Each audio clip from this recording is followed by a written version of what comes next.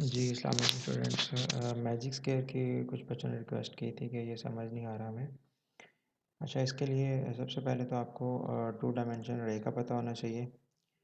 ठीक है, उसके बाद फिर फंक्शन उसने क्वेश्चन में दिया हुआ है पेपर के अंदर कि फंक्शन से डिज़ाइन करना। हम पहले इसको लूप से अंडरस्टैंड करेंगे और कीप इन माइंड के मल्टीपल रोज़ अगर हमें प्रिंट करवानी होती हैं उसके लिए नेस्टेड लूप इस्तेमाल होती है। ठीक है, दो बेसिक कॉन्सेप्ट इसको समझने के लिए पहले तो मैट्रिक्स का पता हो आपको, इसमें सिंगल डायमेंशन अरे और मल्टी डायमेंशन अरे का पता होना चाहिए।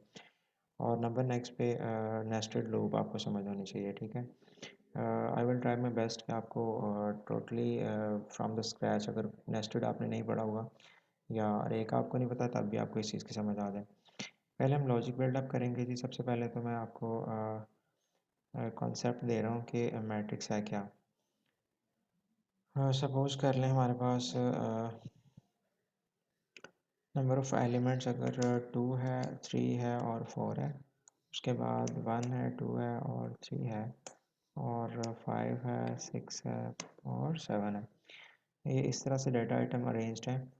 तो इसमें सबसे पहले तो ये हमारे पास रो है और फर्स्ट रो, ये सेकंड रो है, उसके बाद ये थर्ड रो है। ठीक है, उसके बाद नेक्स्ट पे अगर हम बात करें तो ये पहला कॉलम है, ये दूसरा कॉलम है और ये तीसरा कॉलम है। ठीक है, और अगर सिंगल डायमेंशन भी आपने नहीं पढ़ा हुआ और एक आपको नहीं पता तो सिंपल आप कह लें 2 आपने इनपुट किया, उसके बाद 3 इनपुट किया, 4 इनपुट किया, 5 इनपुट किया, 7 किया, उसके बाद 1 कर दिया। तो एक ही डायमेंशन में अगर आप डाटा आइटम स्टोर कर रहे हैं एक ही वेरिएबल के अंदर, that is called one dimension अरे। इस तरह से कुछ उसका मेमोरी स्ट्रक्चर बनेगा। ये सिंगल डायमेंशन अरे की बात की जा रही है। और जब आप डिक्लेयर करते हो suppose I N T integer data type और N U M A double R, नाम अरे हम नाम रख रहे हैं, आगे उसका साइज़ बताना पड़ता है। लेट से आप 5 एलिमेंट स्टोर करना चाह रहे हैं, ऊपर हमने 6 कर दिए हैं तो मैं यहाँ पे 6 रख रहा हूँ। जी, तो ये मेमोरी स्ट्रक्चर बनेगा। उसके बाद फर्स्ट एलिमेंट का जो इंडेक्स होगा that is most important point. पहले का इंडेक्स 0 होगा, उसके नेक्स्ट का इंडेक्स 1 होगा, फिर 2 होगा, 3 4 एंड 5। ठीक है, 5 तक इंडेक्स चलेंगे इसके। जस्ट लाइक अगर आप एक वेरिएबल डिक्लेयर करते हैं, सपोज़ आपने एक वेरिएबल डिक्लेयर किया एम के एस मार्क्स के नाम से, तो इसको हमने पढ़ा था मेमोरी में कुछ स्पेस इसको एलोकेट कर दी जाएगी। इस तरह से एक बॉक्स बन जाएगा। जबकि अरे में जो है वो अगर हम साइज़ मेंशन करते हैं, यहाँ तक हमारा सिंपल वेरिएबल है इधर तक, लेकिन अगर हम स्क्वायर ब्रैकेट के अंदर उसका साइज़ मेंशन करेंगे that will be different boxes for the same name. मतलब पूरे का नाम नाम ए डबल आर ही है, लेकिन इसको आइडेंटिफाई किया जाएगा इसके सेल्स को फ्रॉम द इंडेक्स नंबर। तो हम क्या बोलेंगे, सपोज़ करें अगर आप यहाँ पे कह रहे हैं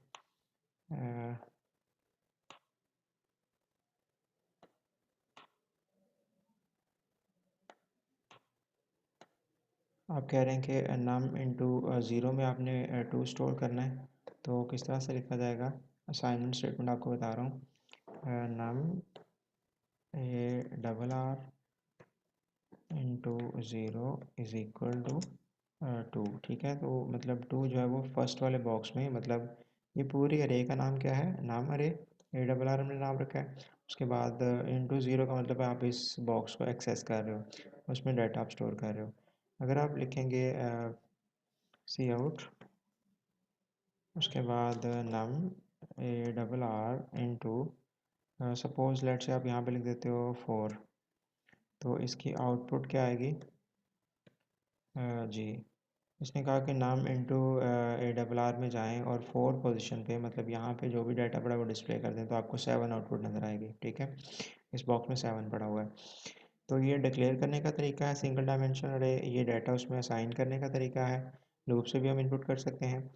और नंबर नेक्स्ट पे यहाँ पे लूप से इनपुट करेंगे तो यहाँ पे वेरिएबल का नाम होगा। ठीक है, उसके बाद सी आउट में यहाँ पे हम कह रहे हैं कि ये इस बॉक्स में से डाटा उठा के हमें डिस्प्ले कर दो।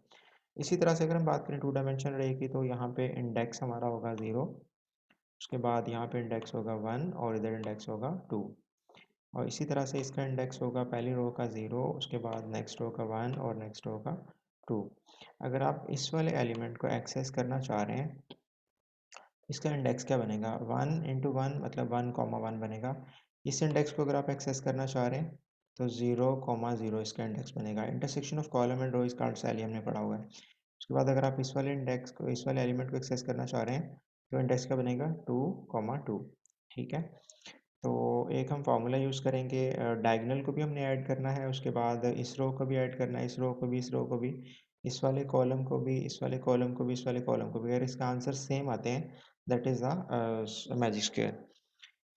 तो डायगोनल को ऐड करने के लिए हम क्या यूज़ करेंगे, सपोज हमारे इस अरे का नाम हमने नाम अरे रखा हुआ है, डिक्लेयर कैसे करेंगे, इंटीजर टाइप होगी इसकी, NUMARR इसका नाम होगा, जबकि वालेकुम सलाम इसका नाम होगा। और यहाँ पे अगर हम बात करें तो 3 × 3 का मैट्रिक्स डिज़ाइन कर रहे हैं ये, आगे फिर यहाँ पे सेमीकोलन है। ठीक है, ये डेक्लेरेशन हो गया इसका। उसके बाद अगर आप एक्सेस करना चाह रहे हैं तो अरे का नाम लिखना पड़ेगा, उसके बाद इंडेक्स का नंबर, लाइक अगर हम कहता हूँ 0, उसके बाद यहाँ भी 0, तो ये सेमीकोलन है। ठीक है, अगर सी आउट आप लिख लेंगे यहाँ पे तो क्या होगा, इस इंडिविजुअल एलिमेंट को हम क्या एक्सेस करेंगे जिसकी वैल्यू 0, 0 होगी। इसी तरह से 1, 1 करेंगे तो इस वाले एलिमेंट को एक्सेस कर लेंगे, 2, 2 करेंगे तो इस वाले एलिमेंट को एक्सेस कर लेंगे। ठीक है, उसके बाद नंबर नेक्स्ट पे हमारे पास नेस्टेड लूप का कॉन्सेप्ट है कि नेस्टेड लूप का मतलब क्या है। फॉर आई और जे हम वेरिएबल इस्तेमाल करेंगे, i = 0 semicolon i less than 3 semicolon i plus plus. और नंबर नेक्स्ट पे इनर लूप जो होगी हमारी वो फॉर जे से j = 0, उसके बाद सेमीकोलन j लेस देन 3 और j प्लस प्लस। अब यहाँ पे देखें, सबसे पहले तो i 0 लेके यहाँ से आएगा ऊपर से, और j की वैल्यू आइट्रेट करेगी, 0 होगी, उसके बाद 1 होगी, उसके बाद 2 होगी। इनर लूप अपनी आइट्रेशन कंप्लीट करती है, उसके बाद आउटर लूप नेक्स्ट वैल्यू भेजती है। तो j है जो वो 0 पे भी चलेगा, 1 पे भी और 2 पे भी, लेकिन i की वैल्यू हमारे पास क्या रहेगी यहाँ पे, 0 रहेगी। उसके बाद अगर हम बात करें जी, अगर हम यहाँ पे लिखते हैं NUMARR इंटू आई, उसके बाद इंटू जे, इस वाले बॉक्स को आप समझ लें तो आपको पूरा प्रोग्राम समझ आ जाएगा। अब देखिए यहाँ पे फर्स्ट टाइम आई ने 0 भेजा है, तो आई की वैल्यू हमारी 0 रहेगी जब ये लूप इनर चलती रहेगी, और जे की वैल्यू स्टार्ट पे क्या है 0, मतलब इस वाले एलिमेंट पे हम बैठे हुए हैं। उसके बाद जब जे प्लस प्लस हो जाएगा तो जे की वैल्यू 1 हो जाएगी, तो हमारे पास बनेगा क्या, 0, 1। तो 0, 1 मतलब हम लोग यहाँ पे आ गए हैं 3 वाली पोजीशन पे। उसके बाद जे की वैल्यू प्लस प्लस होगी तो यहाँ पे हो जाएगा 2, 0, 2 मतलब हम कहाँ पे फॉल कर रहे हैं, 0, 2, यहाँ पे 4 पे होंगे। ठीक है, तो ये एक रो को एक्सेस करने का मैकेनिज्म होगा। इस तरह से अगर आपने कॉलम को एक्सेस करना है तो कॉलम को एक्सेस करने के लिए हम क्या यूज़ करेंगे, फॉर i = 0, उसके बाद i लेस देन और 3, और नंबर नेक्स्ट पे i plus plus. Inner loop में हम यूज़ करेंगे फॉर के बाद j = 0, उसके बाद j लेस देन 3 और j प्लस प्लस। और यहाँ पे हम इसकी डायमेंशन चेंज कर देंगे, NUMARR इंटू सबसे पहले हम j यूज़ कर लेंगे, और इसके बाद हम i यूज़ कर लेंगे। ये कॉलम को एक्सेस करने का मेथड होगा, मतलब ये 0 है और ये वैल्यू हमारी फ़िक्स हो जाएगी ना, क्योंकि फ़र्स्ट टाइम हमारे पास i आएगा तो i की वैल्यू 0 रहेगी, मतलब i की वैल्यू 0 रहेगी तो ये कॉलम फिक्स हो गया। रो वेरी करता रहेगा, रो की वैल्यू j की वैल्यू क्या होगी, पहला रो को इंडिकेट करता है, दूसरा कॉलम को, तो j पहले 0 होगा, 0, 1 मतलब हम यहाँ पे हैं। उसके बाद j प्लस प्लस हो जाएगा तो 1, 0, 1, 0 हम यहाँ पे हैं। ठीक है, ये 1, 0, उसके बाद j हमारे पास 2 हो जाएगा, तो 2, 0 मतलब ये हम पूरे कॉलम को एक्सेस कर रहे हैं। और नेक्स्ट टाइम जब लूप चलेगी आउटर वेरिएबल हमारे पास आई 1 हो जाएगा, तो 1 हम सेकंड कॉलम के ऊपर आ जाएंगे और दोबारा से हमारी इनर लूप 3 दफ़ा चलेगी। फिर आई की वैल्यू 2 आएगी ऊपर से, तो इनर लूप दोबारा 3 दफ़ा चलेगी और हम इन एलिमेंट्स को एक्सेस करेंगे। ये दो चीज़ें हैं जिसको हमने इस्तेमाल करना है। और ये है हमारा कॉलम रोज़ को सम करने का तरीका। सम का फार्मूला ऑलरेडी हम पढ़ चुके हैं, जिसके लिए हम क्या यूज़ करेंगे, एस आर मतलब रो का sum is equal to S R plus num into A double R, और आई पहले और जे बाद में। ठीक हो गया। उसके बाद ये हो गया किसका, रो का सम। नेक्स्ट टाइम उसके बाद हम कहेंगे एस सी मतलब कॉलम का सम, और S C plus N U M आगे A double R into J पहले आ जाएगा कॉलम के लिए और आई बाद में आ जाएगा, दैट इज सेमी कॉलम। उसके बाद जब हमने डायगोनल को ऐड करना है, ये पोजीशन को देखें 0 0 1 1 2 2, तो यहाँ पे हमें सिंपल एक लूप इस्तेमाल करनी पड़ेगी, for I is equal to 0 semicolon I less than 3 semicolon I plus plus. और यहाँ पे हम ऐड कर लेंगे जी एस ओनली वेरिएबल ले लेंगे और एस प्लस, और कीप इन माइंड एस है, सी एस है, आर एस है, इनमें स्टार्ट पे आपने ज़ीरो रखना है ताकि गार्बेज में ऐड ना हो। और नम इंटू ए डबल आर, और यहाँ पे आई कॉमा आई यूज़ किया जाएगा। मतलब स्टार्टिंग पे 0 0 को ऐड करना है, फिर 1 1 को ऐड करना है, फिर 2 2 को ऐड करना है। तो ये हम यूज़ करेंगे डायगोनल को एडिशन करने के लिए।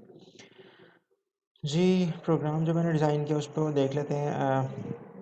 सबसे पहले आई एस टी में कोई इंटीजर मेन यहाँ पे हम लिख रहे हैं, और इंट लिखा, नाम ए डबल आर में वेरिएबल का नाम रे का नाम रख लिया, दैट इज़ 2 डायमेंशन रे 3x3 हम यूज़ कर रहे हैं ताकि इजीली हम इसको अंडरस्टैंड कर सकें।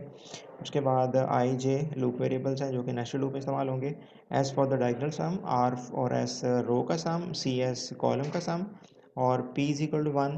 क्योंकि हम फंक्शन को इस्तेमाल नहीं कर रहे, that is a flag variable जो हमने प्राइम के अंदर इस्तेमाल किया था कि अगर डिवाइड हो जाता है तो पी की वैल्यू चेंज हो जाएगी।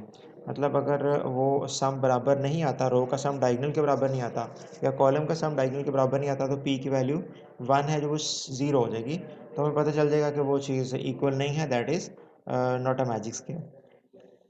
यहाँ पे जी लूप में मल्टी डायमेंशन 2 डायमेंशन रे में इनपुट करने का तरीका। इनपुट के लिए पहले आपने क्या यूज़ करना है, सी इन फंक्शन इस्तेमाल करना है। यहाँ पे सी इन का ऑब्जेक्ट यूज़ कर रहे हैं हम आयोस्ट्रीम से, और 0 2 3 चलेगा लूप आई का, जे 0 to 3 चलेगा। लेस देन 3 रखना है बिकॉज इंडेक्स 0 1 2 है 3 डायमेंशन में। टोटल 9 एलिमेंट्स होंगे इस एरे के अंदर। ये इनपुट सिंपल हमने कर लिया। उसके बाद ये मैंने छोटा सा कोड लिखा है जो कि प्रिंट कर दिखा रहा है कि हमने क्या इनपुट किया है। वो जस्ट प्रिंट कर देगा, इसकी ज़रूरत नहीं है आपको। सिर्फ सी इन की जगह पे हमने सी आउट लिखा है, और आउटर लूप के अंदर आके हमने न्यू लाइन को इस्तेमाल किया है।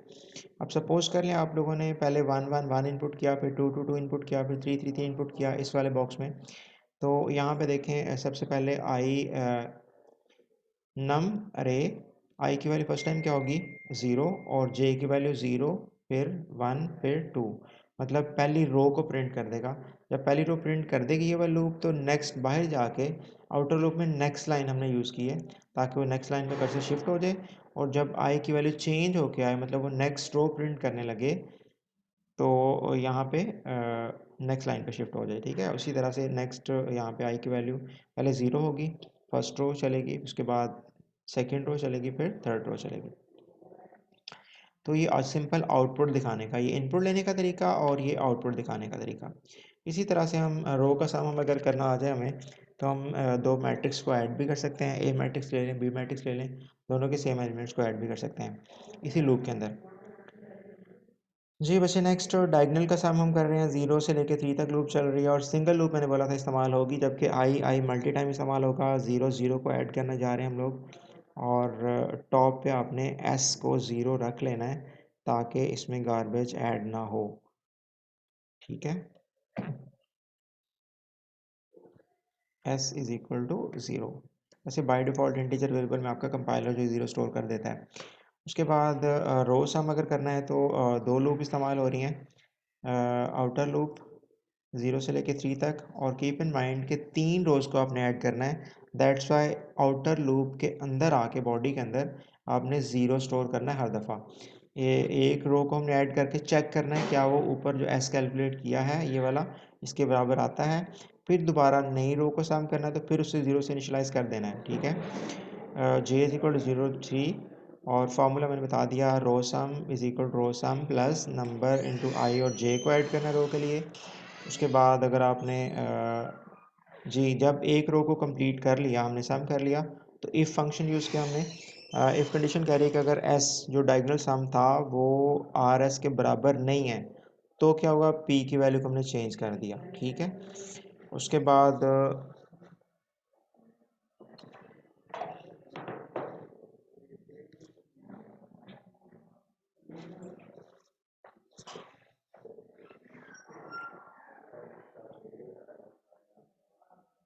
जी नंबर नेक्स्ट पे ये देखें कॉलम सम आ गया हमारे पास, और बॉडी आउटर लूप के अंदर आके आपने सी एस कॉलम सम को 0 इनिशलाइज करना है, और हर दफ़ा ये चेक लगाना है कि क्या ये चीज़ हमारी इक्वल है या नहीं। और लास्ट पे जब लूप्स ख़त्म हो जाएंगी, अगर हमारा पी 0 हो गया इट मीन्स कि वो बराबर नहीं था रो का और कॉलम का सम हमारे डायगनल के, या कोई भी कंडीशन फॉल्स हो जाती है, तो ये not a magic square, otherwise magic square, ठीक है जी।